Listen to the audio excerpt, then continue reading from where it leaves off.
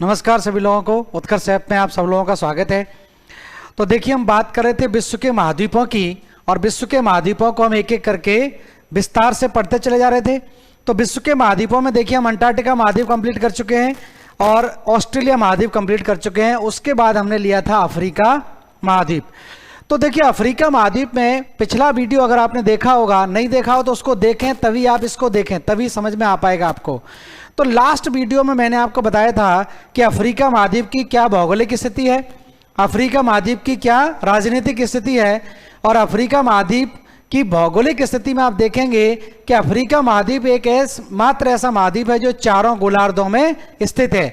उत्तरी गोलार्ध में भी है, दक्षिणी गोलार्ध में भी है, पश्चिमी गोलार्ध में भी है और पूर्वी गोलार्ध में भी अफ्रीका महाद्वीप की स्थिति है। दूसरा, अफ्रीका महाद्वीप एकमात्र ऐसा महाद्वीप है जिससे तीन अक्षांश रेखाएं गुजरती हैं। तीनों महत्वपूर्ण अक्षांश रेखाएं अफ्रीका महाद्वीप से गुजरती है, चाहे वो कर्क रेखा हो, चाहे वो भूमध्य रेखा हो, चाहे वो मकर रेखा हो।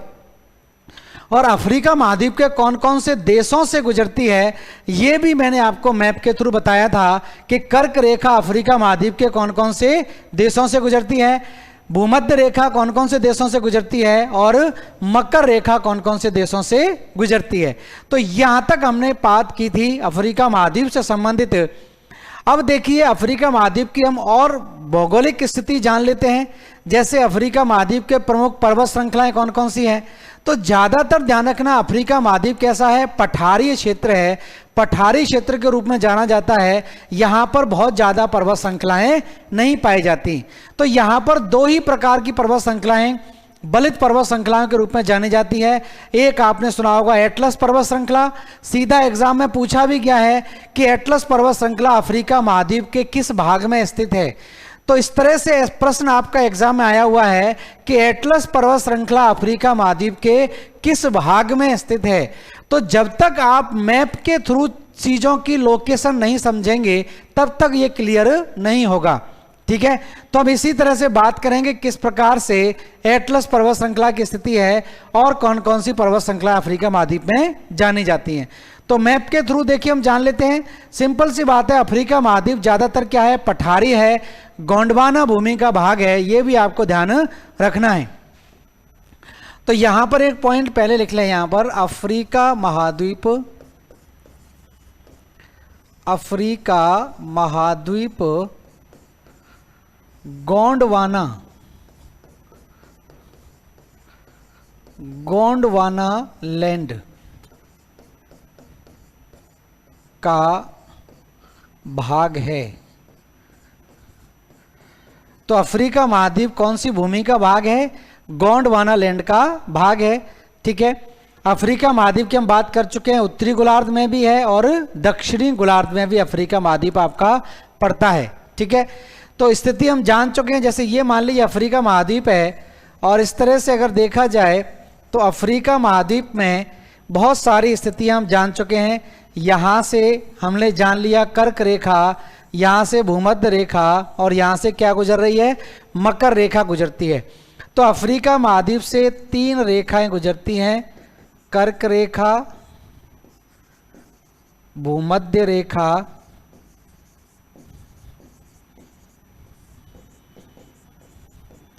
और मकर रेखा। ठीक है, और ध्यान रखना, अफ्रीका महाद्वीप एक ऐसा महाद्वीप भी है जिससे यहां से एक और रेखा गुजरती है। इसको हम बोलते हैं क्या, इसको हम बोलते हैं ग्रीनविच रेखा। 0 डिग्री देशांतर रेखा भी अफ्रीका महाद्वीप से गुजरती है। तो 0 डिग्री देशांतर रेखा, या इसको हम बोलते हैं ग्रीनविच रेखा, ग्रीनविच रेखा या GMT। तो ग्रीनविच मानक समय भी ध्यान रखना अफ्रीका। तो अफ्रीका महाद्वीप से आप देख रहे हैं चार रेखाएं गुजर गई अब तो। ठीक है, कभी कभार क्या करेंगे, आपको इस तरह से ऑप्शन दे देंगे और पूछेंगे निम्नलिखित में से कौन सी रेखा अफ्रीका महाद्वीप से नहीं गुजरती है। तो ध्यान रखना, यहां पर ये 4 रेखाएं तो आपकी गुजर ही रही हैं, अंतरराष्ट्रीय तिथि रेखा यहां से नहीं गुजरती है। दूसरा प्रश्न आपसे यह पूछा जाता है कि भूमध्य रेखा और ग्रीनविच रेखा एक दूसरे को कहाँ पर काटती हैं, कहाँ पर एक दूसरे को क्रॉस करती हैं, तो यहाँ पर आप देखें अफ्रीका महाद्वीप के पश्चिमी भाग में यहाँ पर एक महासागर पड़ता है, इसको बोलते हैं अटलांटिक महासागर। अटलांटिक महासागर, ठीक है। तो यहाँ पर ध्यान रखें ग्रीनविच रेखा,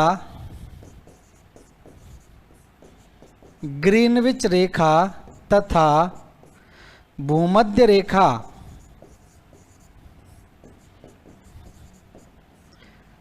एक दूसरे को काटते हैं, एक दूसरे को काटती हैं। तो एक दूसरे को काटने वाली यहाँ पर कौन सी जगह पड़ती है, अफ्रीका महाद्वीप के पश्चिम में आप देखेंगे यहाँ पर है, इसको हम बोलते हैं अटलांटिक महासागर। तो अटलांटिक महासागर में भूमध्य रेखा और ग्रीनविच रेखा एक दूसरे को क्रॉस करती हैं, ये आपको थोड़ा सा ध्यान रखना है, ठीक है। तो इस तरह से थोड़ा सा आप ध्यान रखें। तो ये इस तरह की स्थिति यहां पर बनती है, ठीक है। चलिए आगे चलते हैं, हम कुछ चीज़ों को और जान लेते हैं। तो देखिए हम बात कर रहे थे, अब यहीं पर आप लोगों के दिमाग में आएगा कि ये जो देशांतर रेखा है कौन कौन से देशों से होकर गुजरती है। तो ऊपर से नीचे की तरफ देशों से होकर ये गुजरती है, तो कुछ यूरोप के देश आ जाते हैं और बाकी कौन से देश आ जाते हैं, अफ्रीकी देश आ जाते हैं। तो देखिए यूरोप से मैं बात करूं यहाँ पर अंतर्राष्ट्रीय ये जो जीएमटी है कौन कौन से देशों से गुजरती है, तो यहाँ पर मैं लिख देता हूँ जीएमटी निम्नलिखित देशों से गुजरती है, निम्नलिखित देशों से गुजरती है। तो ऊपर से उत्तर से दक्षिणी क्रम में अगर देखें तो सबसे ऊपर तो इंग्लैंड आ जाएगा, इंग्लैंड से होकर गुजरती है। इंग्लैंड के बाद हम बात करें फ्रांस, फ्रांस से गुजरती है, और फ्रांस के बाद हम बात करें स्पेन। तो ये तो तीन देश आपके कौन से हैं, यूरोपीय देश हैं, यूरोप के तीन देशों से होकर गुजरती है। और यहाँ पर देखिए मैं बता दूं एटलस पर यहाँ से गुजरते हुए आती है, तो यहाँ पर आप देखेंगे अल्जीरिया, माली, बुर्किना फासो और घाना, इस तरह से यहाँ से भी गुजरते हुए आती है। तो यहाँ पर अल्जीरिया, माली, बुर्किना फासो और घाना जैसे देशों से भी होकर ये गुजरती है, ठीक है। तो यहाँ पर मैं लिख देता हूँ। इसके बाद ये तो यूरोप के देश हो गए, ठीक है। बड़े बड़े देशों में ध्यान रखें, अफ्रीकी देशों में अल्जीरिया, अल्जीरिया, माली,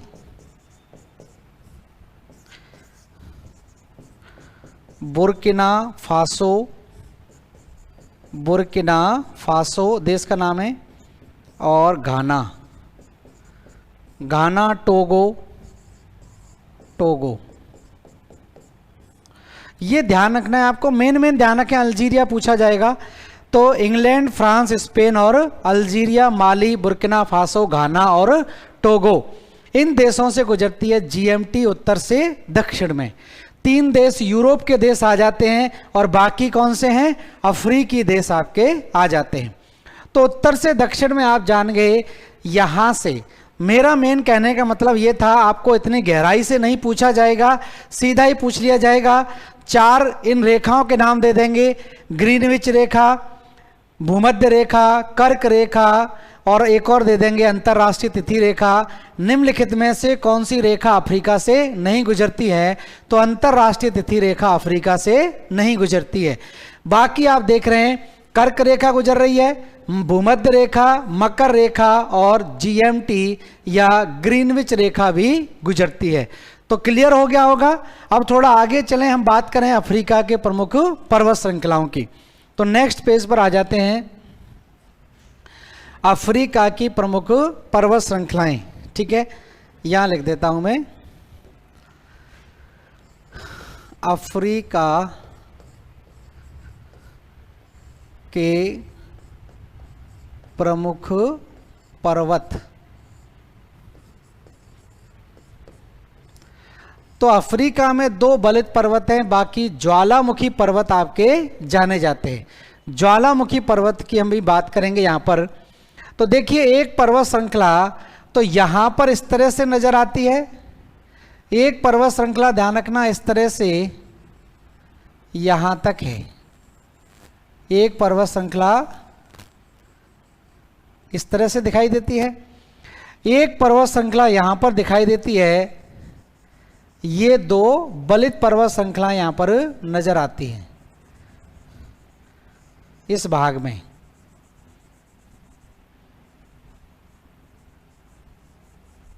ठीक है, तो ये तो 2 मेन पर्वत श्रृंखला हैं। इसके अलावा ज्वालामुखी पर्वत आपके दिखाई देते हैं, और ज्वालामुखी पर्वतों की बात करें तो एक तो कैमरून है, यहां पर हम बात करेंगे, माउंट कैमरून कहलाता है ये। उसके बाद इथोपिया और केन्या की सीमा पर हम बात करें तो यहां पर एक और है जिसको बोलते हैं माउंट केन्या, माउंट केन्या। और हम बात करें अफ्रीका महाद्वीप की सबसे ऊंची चोटी कौन सी है, तो अफ्रीका महाद्वीप की सबसे ऊंची चोटी भी आपकी पूछी जाती है। तो अफ्रीका महाद्वीप की सबसे ऊंची चोटी, इसको हम बोलते हैं माउंट किलिमंजारो। तो ये 3 प्रमुख पर्वत आपको ध्यान रखने हैं। तो अफ्रीका महाद्वीप की सबसे ऊंची चोटी एक ज्वालामुखी पर्वत कहलाता है, इसको हम बोलते हैं किलिमंजारो। तो किलिमंजारो ध्यान रखना अफ्रीका महाद्वीप की सबसे ऊंची चोटी कहलाती है। तो हम लिख लेते हैं इनके बारे में। तो यहां पर जो पर्वत श्रृंखला है इसको हम बोलते हैं एटलस पर्वत, एटलस पर्वतमाला। ठीक है, एटलस पर्वतमाला की सबसे ऊंची चोटी कौन सी है, तो एटलस पर्वतमाला की सबसे ऊंची चोटी वहां लिख देता हूं माउंट टॉवकल। माउंट टॉवकाल एटलस पर्वत श्रृंखला की सबसे ऊंची चोटी कहलाती है, ध्यान रखना। उसके बाद दूसरा पर्वत है यहां पर, इसको बोलते हैं ड्रैकन्स वर्ग,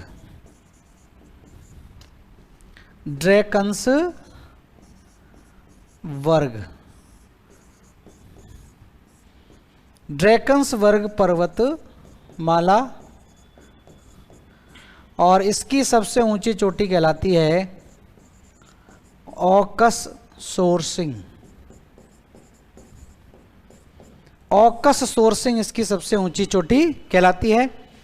यहां पर हम बात करें, ये कहलाता है mount Cameroon, Mount Cameroon.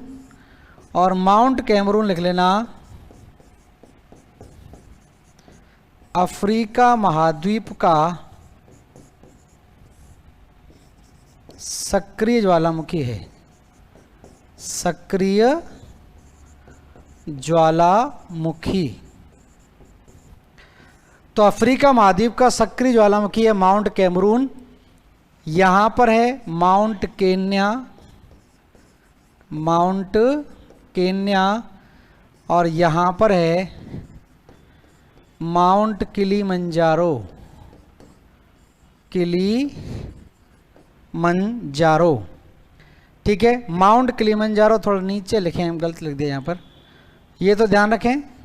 Kenya, Kenya और इथोपिया की उस पर है।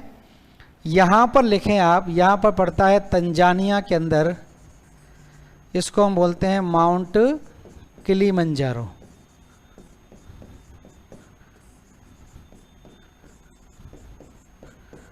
और माउंट किलिमंजारो अफ्रीका महाद्वीप की सबसे ऊंची चोटी। तो अफ्रीका महाद्वीप की सबसे ऊंची चोटी ध्यान रखनी है कौन सी है, किलिमंजारो कहलाती है।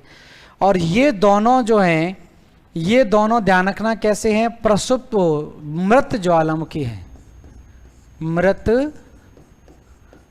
ज्वालामुखी,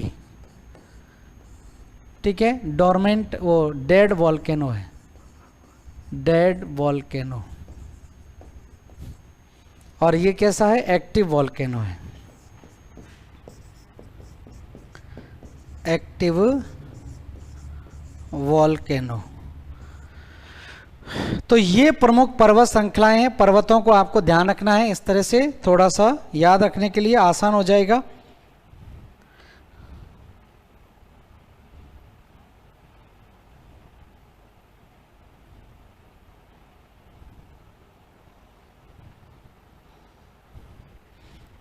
ठीक है, इसकी ऊंचाई की बात चल रही होगी तो 5895, तो लगभग ध्यान रखना 5800 या 5900 मीटर इसकी ऊंचाई है।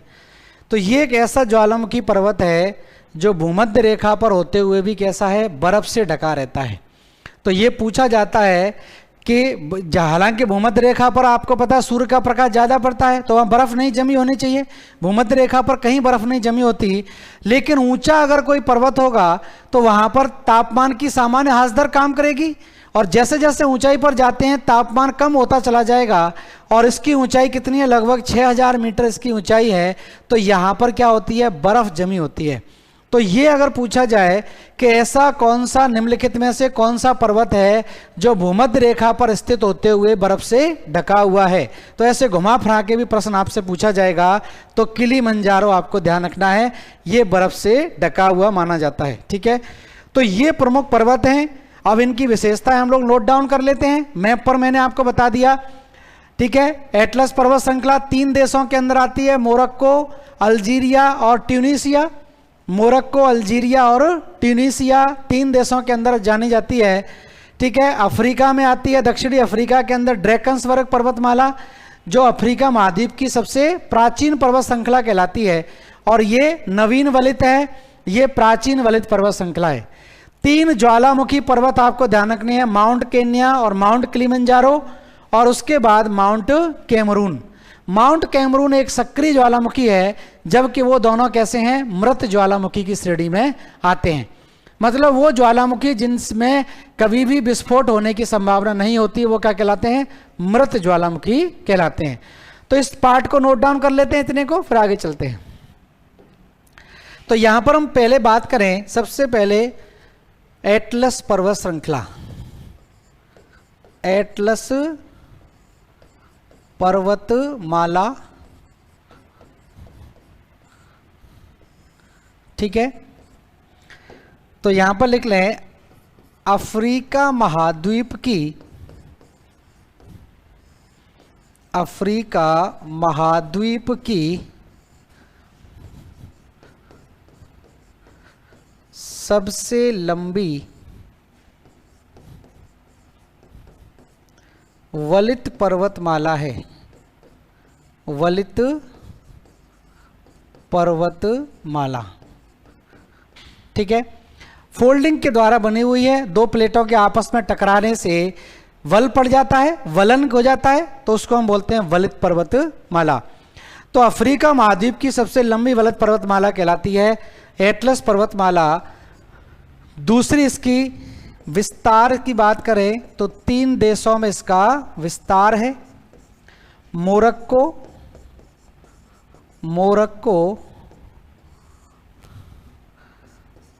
अल्जीरिया और ट्यूनीसिया।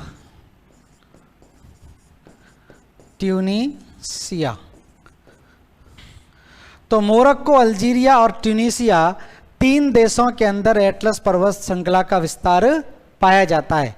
मुख्यतः इसका विस्तार ध्यान रखना कहां पर है? मोरक्को के अंदर ही है, और मोरक्को में ही इसकी सबसे ऊंची चोटी स्थित है, जिसको बोलते हैं माउंट टॉबकोल। मोरक्को का नाम थोड़ा सा आपको ध्यान रखना पड़ेगा, क्योंकि भारत में अगर इतिहास को जोड़कर देखा जाए तो भारत में एक यात्री आए थे मोरक्को से, जिनका नाम था इब्न बतूता। इब्न बतूता पूछा जाता है कि कहाँ से आए थे, तो ध्यान रखना मोरक्को से भारतीय यात्री भारत में यात्रा करने आए थे। ठीक है, अगला पॉइंट लिखें, एटलस पर्वत श्रृंखला की, एटलस पर्वत श्रृंखला की या माला की सबसे ऊंची चोटी, सबसे ऊंची चोटी, ये पूछा जाता है, ध्यान रखना जो चीज़ मैं लिख रहा हूँ बहुत इंपॉर्टेंट है, माउंट टॉपकल है, माउंट टॉपकाल। तो माउंट टॉपकाल ध्यान रखना एटलस पर्वत श्रृंखला की सबसे ऊंची चोटी है, कहाँ पर स्थित है? मोरक्को में, मोरक्को के अंदर पड़ती है। तो एटलस पर्वत श्रृंखला की सबसे ऊंची चोटी माउंट टॉपकल मोरक्को में है, लगभग 4100 मीटर इसकी ऊंचाई है, ठीक है, 4100 कुछ इसकी ऊंचाई है। तो ऊंचाई आपसे पूछी नहीं जाती है, इसलिए मैं आपको लिखवा भी नहीं रहा हूं, नहीं तो मैं लिखवा भी सकता हूं। तो माउंट टॉपकल मोरक्को में पड़ती है, जो एटलस पर्वत श्रृंखला की सबसे ऊंची चोटी है। और एग्जाम में अगर देखें, एसएससी के अंदर ये प्रश्न पूछा भी जा चुका है कि एटलस पर्वत श्रृंखला की स्थिति अफ्रीका में कहां पर है, और वहां पर ऑप्शन दे दिए गए थे, उत्तर पश्चिम में, उत्तर पूर्व में, दक्षिण पश्चिम में और दक्षिण पूर्व में, इस तरह से ऑप्शन दिए गए थे। बच्चों ध्यान रखें, तो यहां पर हम बात कर रहे थे ये एटलस पर्वत श्रृंखला की, तो इसकी स्थिति मैंने आपको कहां पर बताई है? इसकी स्थिति है यहां पर, इसकी स्थिति है। तो ध्यान रखना, इधर उत्तर है और इधर क्या है? पश्चिम है, और ये स्थिति क्या हो जाएगी? उत्तर पश्चिम। तो ध्यान रखना, एटलस पर्वत श्रृंखला अफ्रीका महाद्वीप में कहां पर स्थित है? उत्तर पश्चिम में स्थित है। तो अगला पॉइंट वही लिख लीजिए, एटलस पर्वतमाला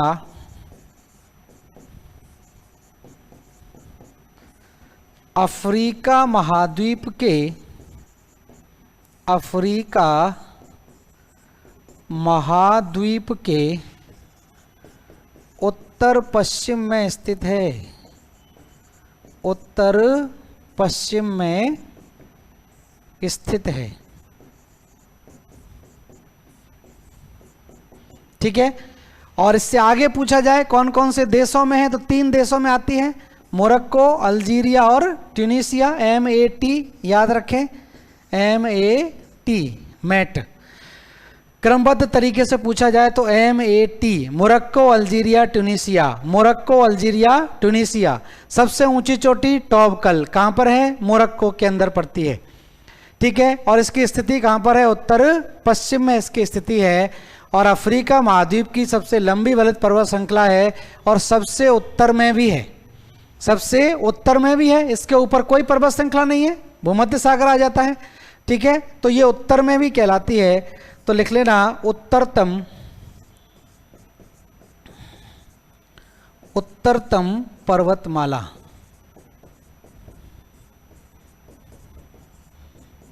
ठीक है। तो अफ्रीका महाद्वीप की सबसे उत्तरतम पर्वतमाला भी ये कहलाती है। अगला पार्ट हम लिखते हैं, ड्रैकन्स वर्ग, ड्रैकन्स वर्ग।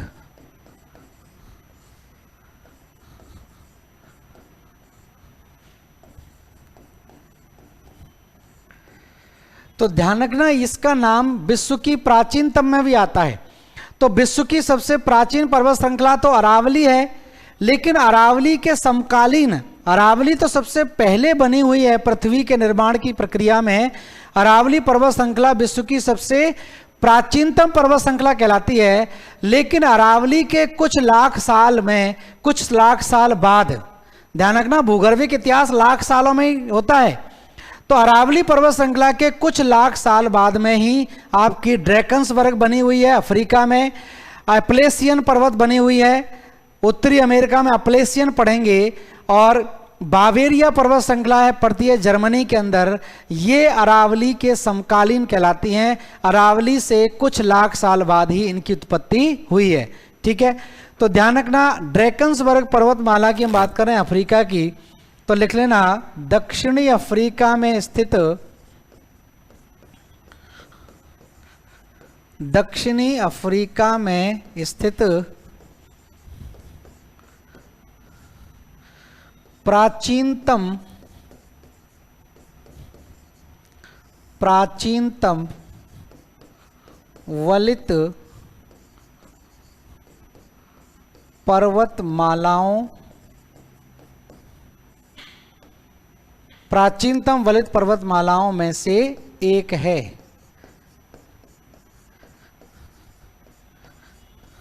ठीक है, तो प्राचीनतम वलित पर्वत श्रृंखला में से एक कहलाती है ड्रैकन्स वर्ग। ठीक है, नेक्स्ट हम बात करें इसकी सबसे ऊंची चोटी,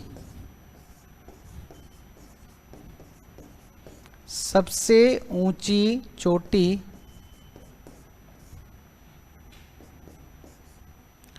ऑकस सोर्सिंग है।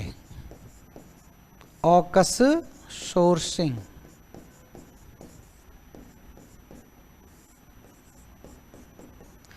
तो इसकी सबसे ऊंची चोटी कहलाती है ऑकस सोर्सिंग। तो ऑकस सोर्सिंग ध्यान रखना अफ्रीका महाद्वीप में दक्षिणी अफ्रीका में पड़ती है इसकी सबसे ऊंची चोटी। और प्राचीनतम वलित पर्वत श्रृंखला जितनी भी होगी, जितनी पर्वत श्रृंखला प्राचीन होगी वहां पर वही क्या होगा, बहुमूल्य खनिजों के लिए जानी जाएगी। तो ये जो पर्वत श्रृंखला है, ऐसी पर्वत श्रृंखला है जो गोल्ड के लिए, सोने के लिए और हीरे के भंडारों के लिए जानी जाती है। तो दक्षिणी अफ्रीका में हम पढ़ेंगे जोहान्सबर्ग में सोने की खानें हैं, स्वर्ण भंडार के लिए जाना जाता है। और वहीं पर किम्बरले खान जो है वो किसके लिए जानी जाती है, हीरे के उत्पादन के लिए भी जानी जाती है। तो वो हम पढ़ेंगे खनिज संसाधनों के अंदर इसमें। तो नेक्स्ट लिख लें, यह पर्वतमाला बहुमूल्य खनिजों, बहुमूल्य खनिजों जैसे सोना, हीरा आदि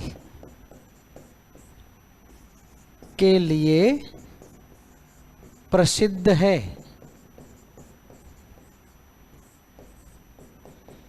तो ये इस पर्वत श्रृंखला की विशेषता है। अब हम बात करें अगली, नेक्स्ट लिख लें, इसको हम बोलते हैं माउंट कैमरून। माउंट कैमरून,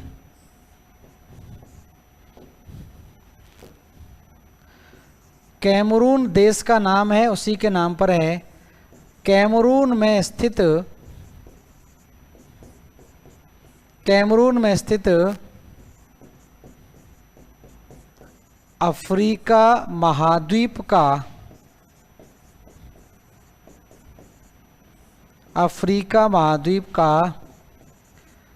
एकमात्र सक्रिय ज्वालामुखी पर्वत है। सक्रिय ज्वालामुखी पर्वत है। ठीक है, तो ध्यान रखना कैमरून में ही पड़ता है ये, अफ्रीका महाद्वीप का एकमात्र सक्रिय ज्वालामुखी पर्वत कहलाता है। ठीक है, तो ये एक सक्रिय ज्वालामुखी के रूप में जाना जाता है कैमरून। कैमरून एक क्या है, सक्रिय ज्वालामुखी कहलाता है। अब इसके बाद बात करें mount Kenya. Mount Kenya, Kenya के अंदर स्थित है ये। ठीक है, केन्या में स्थित, केन्या में स्थित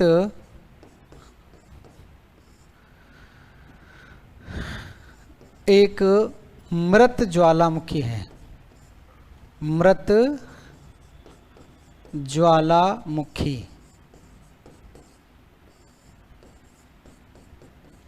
मृत ज्वालामुखी है। और नेक्स्ट लिख लेता हूं, अफ्रीका महाद्वीप की दूसरी सबसे ऊंची चोटी। अफ्रीका महाद्वीप की दूसरी सबसे ऊंची चोटी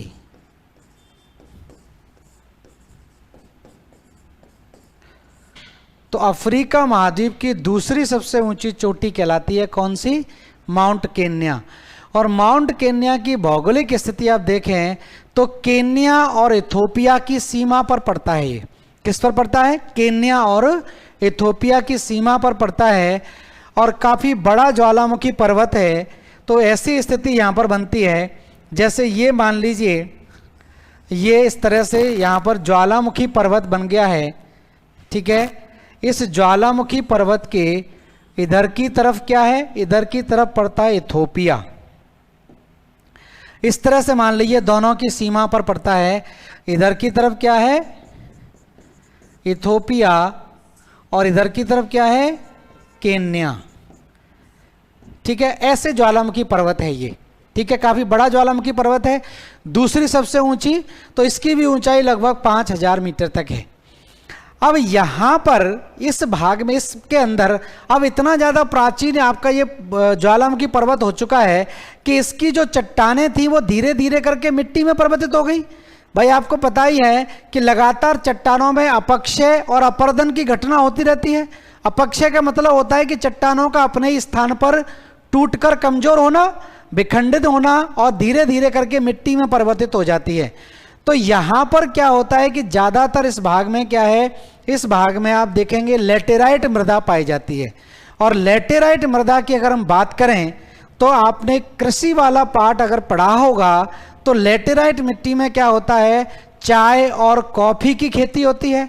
और मैंने आपको बताया था कि एक ही पर्वत श्रृंखला पर जहां पर सूर्य की सीधी किरणें पड़ती हैं वहां पर कॉफी की खेती अच्छी होती है, और जहां पर सूर्य की तिरछी किरणें पड़ती हैं, सुनहरी किरणें पड़ती हैं, वहां पर चाय की खेती ज्यादा होती है।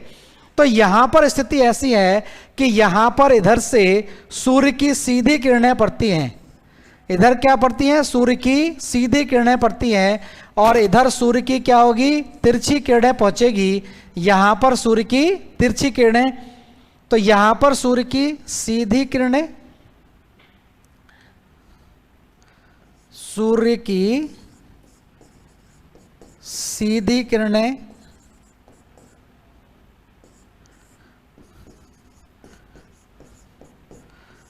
और केन्या की तरफ सूर्य की तिरछी किरणें पड़ती हैं। सूर्य की तिरछी या सुनहरी, ठीक है। और आप क्लियर हो गया होगा कि जहां पर सूर्य की सीधी किरणें पड़ेगी वहां पर खेती किसकी ज़्यादा होगी? कॉफ़ी की खेती ज़्यादा होगी। यहाँ पर कॉफ़ी की खेती ज़्यादा मात्रा में होती है, और इसके पश्चिमी ढलानों पर, पूर्वी ढलानों पर कॉफ़ी और पश्चिमी ढलानों पर किसकी खेती ज़्यादा होगी? चाय की खेती। तो ध्यान रखना, माउंट केन्या है ये, केन्या पर्वत है ये, और केन्या पर्वत के पश्चिमी ढलान पर, पश्चिमी ढाल लिख लें या ढलान, पश्चिमी ढाल पर चाय की खेती होती है। तो ध्यान रखना, अफ्रीका महाद्वीप में सबसे ज़्यादा चाय का उत्पादन करने वाला देश कौन सा हो जाएगा? केन्या हो जाएगा। चीज़ें सारी एक दूसरे से जुड़ी होती हैं, भूगोल की यही विशेषता है। तो ध्यान रखना, अगर पूछा जाए कि अफ्रीका महाद्वीप में सबसे ज़्यादा चाय का उत्पादन करने वाला देश कौन सा है, तो सबसे ज़्यादा चाय का उत्पादन करने वाला देश कौन सा होगा? केन्या होगा। और सबसे ज़्यादा कॉफ़ी का उत्पादन करने वाला देश कौन सा है? तो इथोपिया है। आपको पता होगा कॉफ़ी कहाँ का मूल पौधा है, मैंने लिखवाया था। कॉफ़ी इथोपिया का ही मूल पौधा है, यहीं से कॉफ़ी का पौधा दुनिया के अन्य देशों में पहुँचा है। तो ध्यान रखना, केन्या पर्वत के पूर्वी ढलान पर, जहाँ पर सूर्य की सीधी किरणें पड़ती है, पूर्वी ढलानों पर कॉफ़ी का उत्पादन होता है। कॉफ़ी का उत्पादन होता है। तो कॉफ़ी के उत्पादन में अफ्रीका में सबसे ज़्यादा कॉफ़ी का उत्पादन करने वाला देश कौन सा हो जाएगा? इथोपिया हो जाएगा। सबसे ज़्यादा चाय का उत्पादन करने वाला देश कौन सा हो जाएगा? केन्या हो जाएगा। उम्मीद है क्लियर होगा। सिंपल से प्रश्न आपके पूछे जाते हैं। अफ्रीका महाद्वीप में माउंट केन्या की स्थिति ऐसी है कि ये इथोपिया और केन्या की सीमा पर स्थित है।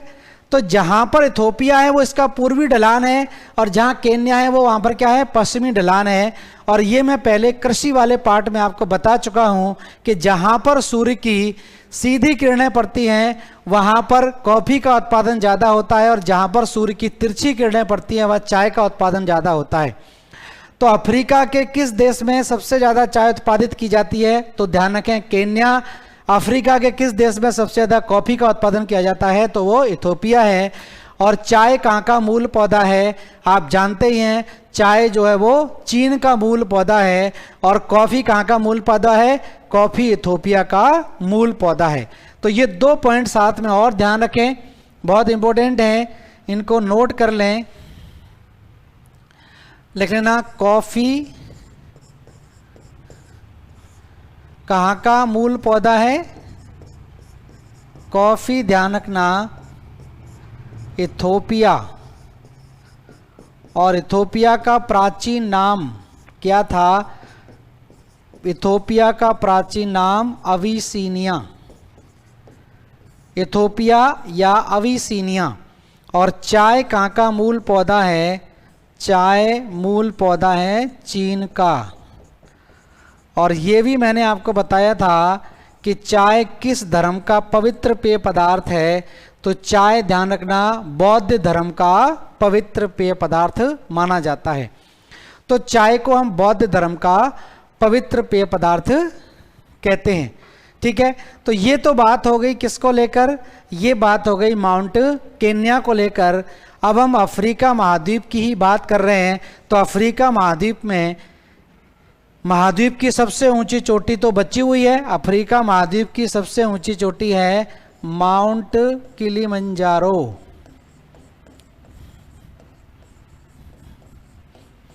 Mount Kilimanjaro.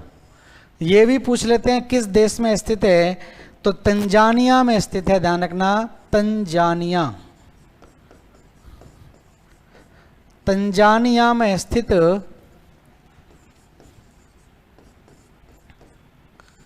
अफ्रीका महाद्वीप की सबसे ऊंची चोटी है। अफ्रीका महाद्वीप की सबसे ऊंची चोटी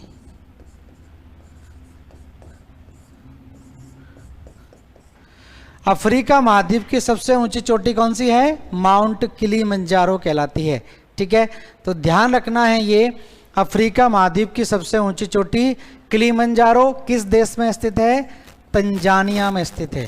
ठीक है, दूसरी स्थिति हम बात करें, माउंट किलिमंजारो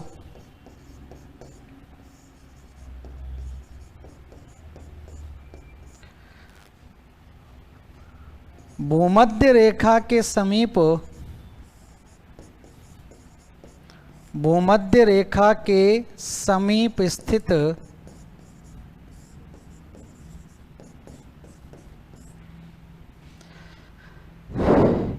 ऐसा पर्वत है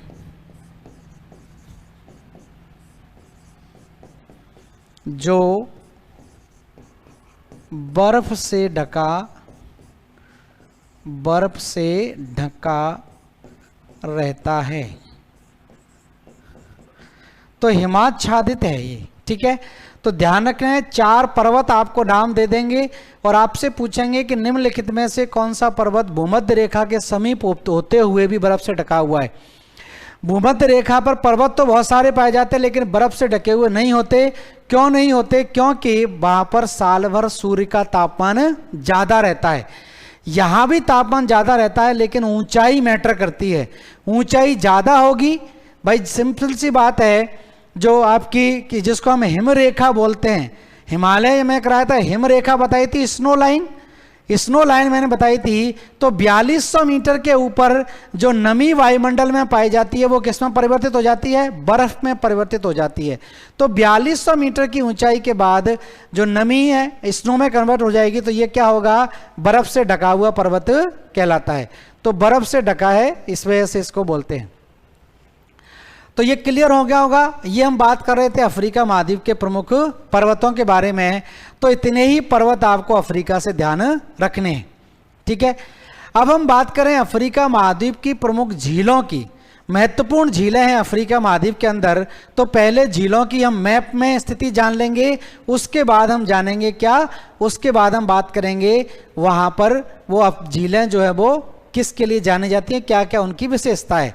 तो अफ्रीका महाद्वीप की हम बात करें तो देखिए, तो अफ्रीका महाद्वीप की प्रमुख झीलों की बात करें तो मैप आप देख पा रहे होंगे, ज़्यादा झीलें आपको यहाँ से नहीं याद रखनी है, मेन झीलें ही याद रखनी है। देखिए तो अफ्रीका महाद्वीप में एक तो यहाँ पर आप झील देख पा रहे हैं, एक झील आप यहाँ पर देख पा रहे हैं, एक झील यहाँ पर है, एक झील यहाँ पर है और एक झील यहाँ पर है। तो जो झीलें आप देख पा रहे हैं इन्हीं झीलों को आपको याद रखना है। इसको हम बोलते हैं, इसको बोलते हैं लेक चाड या चाड झील कहलाती है। चाड झील, चाड झील कहलाती है। ये कहलाती है विक्टोरिया झील, विक्टोरिया झील, ठीक है। ये कहलाती है ताना झील, ताना झील, ठीक है। ये कहलाती है, इसको हम बोलते हैं टंगनिका झील, टंगनिका,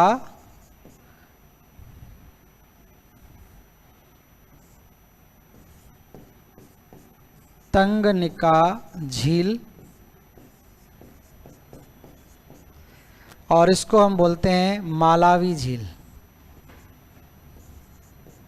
मालावी।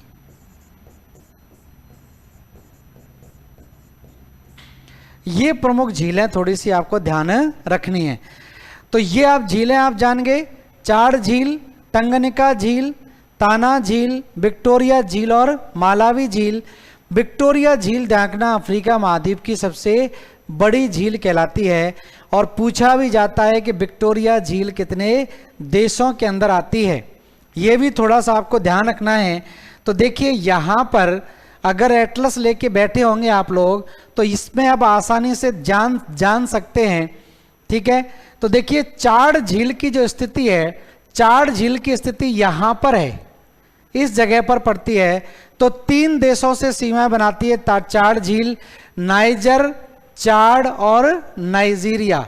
तो नाइजर, चाड और नाइजीरिया के साथ सीमा बनाने वाली झील है कौन सी, चाड झील बोलते हैं।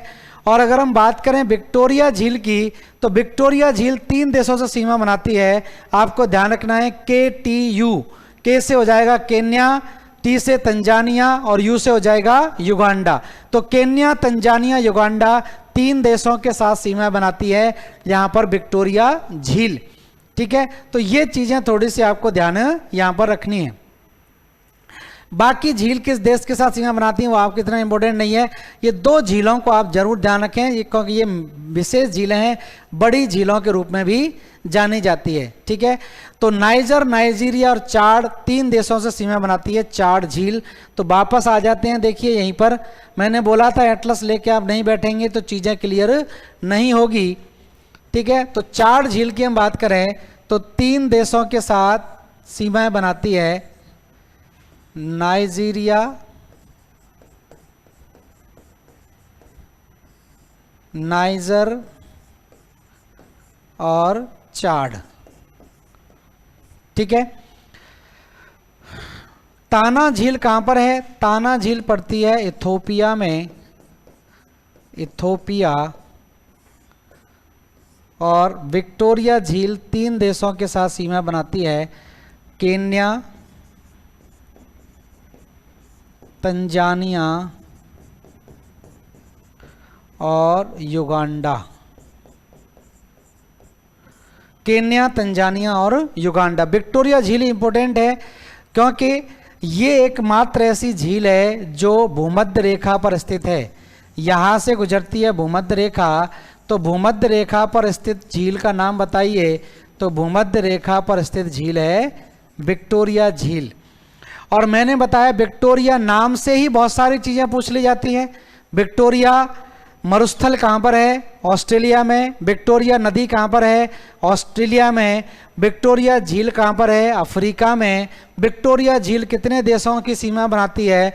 विक्टोरिया झील से कौन सी नदी निकलती है? बहुत तरह से प्रश्न आपके बनते हैं। पॉइंट वाइज हम सारी चीज़ों को यहाँ पर अब लिख लेते हैं। झीलों की स्थिति आप जान गए, ठीक है, झीलों की स्थिति आप जान गए। अब इसके बारे में हम लिख लेते हैं एक एक करके। तो सबसे पहले हम ले लेते हैं विक्टोरिया झील को ही। यही अफ्रीका महाद्वीप की सबसे महत्वपूर्ण झील है, ध्यान रखें। विक्टोरिया झील ही आपको याद रखनी है, बाकी झीलों को आप भले याद ना रखें। विशेषताएं लिखते चले जाएं। विक्टोरिया झील लिख लेना। विक्टोरिया झील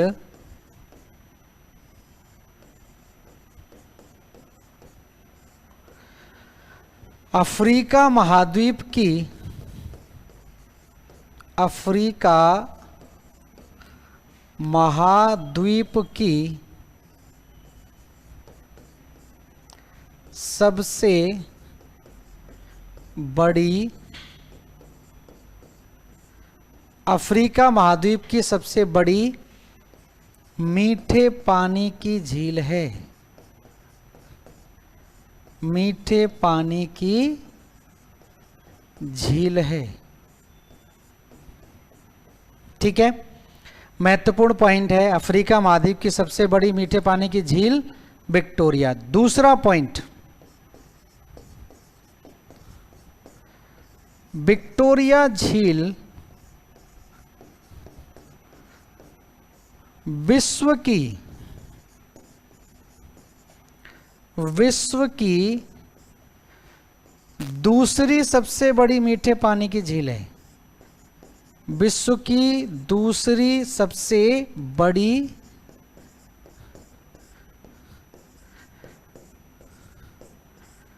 second largest fresh water lake in the world.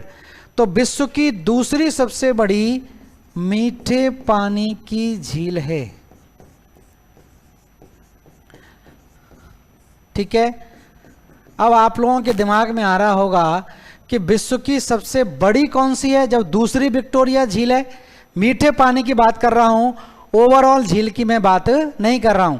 Victoria झील ध्यान रखना अफ्रीका महाद्वीप की सबसे बड़ी झील है, विश्व की दूसरी सबसे बड़ी मीठे पानी की झील है। और ध्यान रखना विश्व की सबसे बड़ी मीठे पानी की झील, विश्व की सबसे बड़ी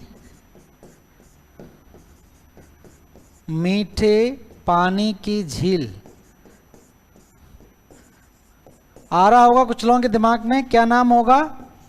तो विश्व की सबसे बड़ी मीठे पानी की झील की बात होती है तो इसका नाम है सुपीरियर झील। सुपीरियर झील। यूएसए और कनाडा, यूएसए तथा कनाडा। उत्तरी अमेरिका हम पढ़ेंगे तब भी आपके दिमाग में आना चाहिए, तब भी हम इसकी बात करेंगे। तो सुपीरियर झील विश्व की सबसे बड़ी मीठे पानी की झील कहलाती है। और ध्यान रखना विक्टोरिया झील दूसरे नंबर की सबसे बड़ी मीठे पानी की। अब अगला प्रश्न, आपने ये भी रट लिया कि विश्व की सबसे बड़ी मीठे पानी कौन सी है, दूसरी कौन सी है, ये भी याद हो गया। प्रश्न आपसे पूछा जाएगा कि क्षेत्रफल के आधार पर विश्व की तीसरी सबसे बड़ी झील कौन सी है। तो क्षेत्रफल के आधार पर ध्यान रखें तीसरे नंबर पर आती है बड़ी झीलों में। तो क्षेत्रफल के आधार पर विश्व की तीसरी सबसे बड़ी जो झील है वो विक्टोरिया झील है। तो यहां पर मैं लिखता हूं अगला पॉइंट, क्षेत्रफल के आधार पर, क्षेत्रफल के आधार पर विक्टोरिया झील,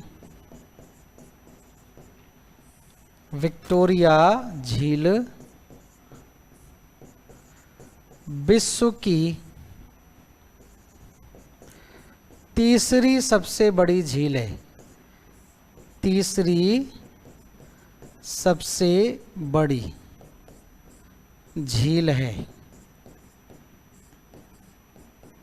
तो तीसरी सबसे बड़ी झील कहलाती है, ध्यान रखना, क्षेत्रफल के आधार पर, और क्षेत्रफल के आधार पर तीसरी विक्टोरिया है। तो आपके दिमाग में आ रहा होगा पहली कौन सी है और दूसरी कौन सी है। तो क्षेत्रफल के आधार पर सबसे बड़ी झील की बात करें तो क्षेत्रफल के आधार पर ध्यान रखना सबसे बड़ी झील यहाँ पर कहलाती है, इसको हम बोलते हैं कैस्पियन सागर। कैस्पियन सागर जो है वो ध्यान रखना विश्व की सबसे बड़ी खारे पानी की झील भी है और क्षेत्रफल के आधार पर सबसे बड़ी झील भी कहलाती है। तो कैस्पियन सागर के आगे लिख देना विश्व की सबसे बड़ी खारे पानी की झील।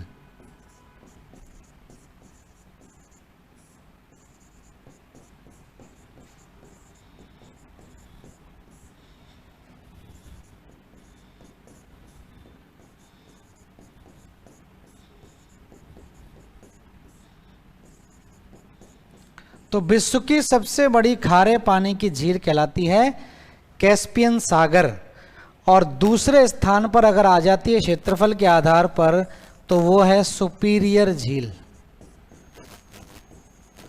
सुपीरियर झील जो मैं लिखा चुका हूं यहां पर मीठे पानी की सबसे बड़ी झील है।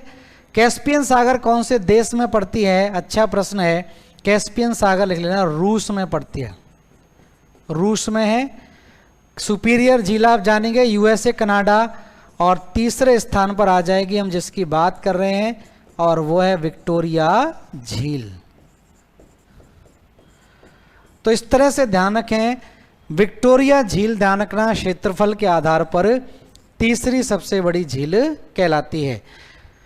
ठीक है, तो विक्टोरिया झील की भी कुछ और विशेषता हैं वो भी हम अभी जानेंगे। ठीक है, इतना क्लियर है सबको? आगे चला जाए, ये पॉइंट बहुत इंपॉर्टेंट हैं, पूछे जाते हैं एग्जाम में आपसे सीधे। अगली हम बात करें तो विक्टोरिया झील ध्यान रखना 3 देशों की सीमाओं पर स्थित है। विक्टोरिया झील 3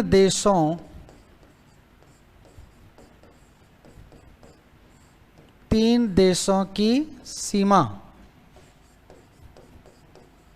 बनाती है। 3 देशों की सीमा बनाती है। कौन कौन से 3 देश हो जाएंगे आपको याद रखना है? के, टी और यू। K2 याद रखना है तो आसानी हो जाएगी याद करने में। के से हो जाएगा केन्या, टी से हो जाएगा तंजानिया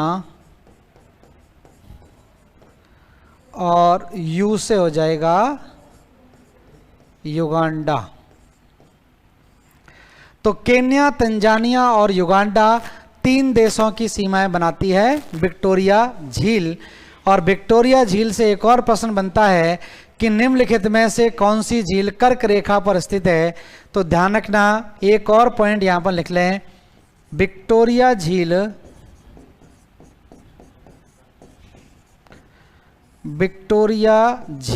सॉरी कर्क रेखा नहीं, भूमध्य रेखा। विक्टोरिया झील भूमध्य रेखा पर स्थित है। तो भूमध्य रेखा पर स्थित झील है। और आपको पता होगा कि विश्व की सबसे लंबी नदी कौन सी है? सबने रट रखा होगा। विश्व की सबसे लंबी नदी कौन सी है? नील नदी है। और आपसे पूछा जाए कि विक्टोरिया झील से कौन सी नदी निकलती है तो ऑप्शन दे देंगे, ए तो ऑप्शन दे देंगे श्वेत नील, बी ऑप्शन दे देंगे ब्लू नील। तो ध्यान रखना जो नील नदी है वो 2 नदियों से मिलकर बनती है। तो इस तरह की स्थिति बात बनती है। देखिए यहां पर मैं बता दूं, यहां पर हो गई, ये तो विक्टोरिया झील हो गई और यहां पर एक और झील पड़ती है, इस झील को बोलते हैं ताना झील। ऐसी स्थिति यहां पर बनती है, ये कहलाती है विक्टोरिया झील। और यहां पर है ताना झील, लेक ताना या ताना झील इथोपिया में पड़ती है। तो यहां से 2 धाराएं निकलती हैं, यहां से एक नदी निकलती है इस तरह से आगे की तरफ चली जाती है और इधर से भी एक नदी निकलती है और इसमें जाकर मिल जाती है। तो यहाँ पर अगर प्रश्न आपसे पूछा जाए कि कौन सी श्वेत नील और ब्लू नील से अगर पूछा जाए तो विक्टोरिया झील से ध्यान रखना निकलती है श्वेत नील या वाइट नाइल। ठीक है, वाइट नाइल निकलती है और ताना झील से निकलती है, इसको बोलते हैं ब्लू नील या ब्लू नाइल रिवर। ठीक है, तो ताना झील से निकलती है ब्लू नाइल और विक्टोरिया झील से निकलती है श्वेत नील, और ये दोनों जाकर मिल जाती हैं सूडान की राजधानी पड़ती है, जिसको बोलते हैं खार्तून। खार्तून में जाकर मिल जाती हैं और खार्तून क्या है, उत्तरी सूडान की राजधानी है। सूडान के 2 भाग हो गए, उत्तरी सूडान और दक्षिणी सूडान। तो उत्तरी सूडान की राजधानी खार्तून में जाकर दोनों मिल जाती हैं। उसके बाद विक्टोरिया झील नील नदी आगे की तरफ चली जाती है। तो मेरा कहने का मतलब है आपको याद ये रखना है कि विक्टोरिया झील से कौन सी नदी निकलती है, तो वो नदी कौन सी है, श्वेत नील है। ये पॉइंट आपको ध्यान और रखना है। तो विक्टोरिया झील से श्वेत नील नदी निकलती है, श्वेत नील नदी निकलती है। ये तो बात हो गई किसकी, विक्टोरिया झील की। तो ये मेन चीजें आपको ध्यान रखनी थी विक्टोरिया झील के बारे में। ठीक है, यहां से देखिए हम बात कर रहे थे झीलों के बारे में। तो यहां से मैंने आपको बताया था कि अफ्रीका महाद्वीप में कहां कहां पर कौन सी झील दिखाई देती है। तो चाड झील से ध्यान रखना है 3 देशों की सीमा बनाती है। ठीक है, एक्चुअली अफ्रीका महाद्वीप मैंने बताया पठारी है, बहुत ज़्यादा यहाँ पर जल के स्रोत नहीं पाए जाते हैं। तो यहाँ से चाड झील की स्थिति बनती है। उसके बाद विक्टोरिया झील की स्थिति है और ताना झील मैंने बता दिया, यहाँ से नीली नील नदी निकलती है। और बाकी आपको टंगनिका और मालावी झील की जो है और ध्यान रखनी है कि ये भी कहाँ पर पाई जाती हैं, अफ्रीका महाद्वीप में ही पाई जाती हैं। तो इस तरह से हम झीलों की बात कर रहे थे। तो नेक्स्ट क्लास में अब हम बात करेंगे किसकी, नदियों की। तो आज इतना ही रहने देते हैं। धन्यवाद सभी लोगों के जुड़ने के लिए, थैंक यू।